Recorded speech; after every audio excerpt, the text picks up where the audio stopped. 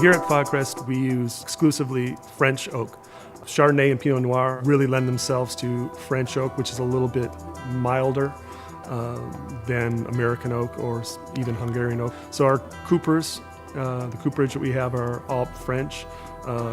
We have particular coopers that we favor over others. That's kind of the proprietary thing that like person's spices. I mean, because certain barrels are toasted a little bit differently. The wood comes from a different area, even within France, different forests, and it all has subtle nuances to how new oak will taste. When you're talking about neutral oak, pretty much any barrel after about 2 years is furniture. It doesn't lend much in the terms of flavor anymore. There's some softening, and certainly it's still wood, so it breathes. It behaves much differently than stainless, but it's not really imparting much flavor anymore.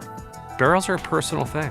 Barrels are a very personal thing. Where you can first go right or left is with barrels. So we pretty much settle on 2 types of barrels. One barrel in particular from a cooper brings a really nice, fat, rich element to the Chardonnay.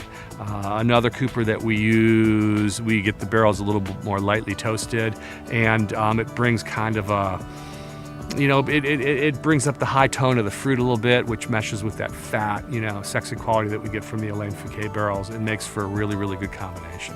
Typically, how I like to select barrels as a winemaker, I like to align myself with a cooper and ask for what they think is their house selection of wood and their house toast for Pinot Noir or for Chardonnay.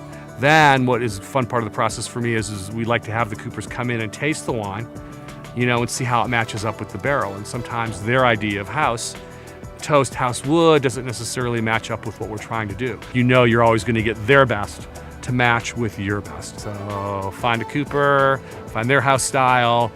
With James, we establish our house style, and we all try to come together and make great wine.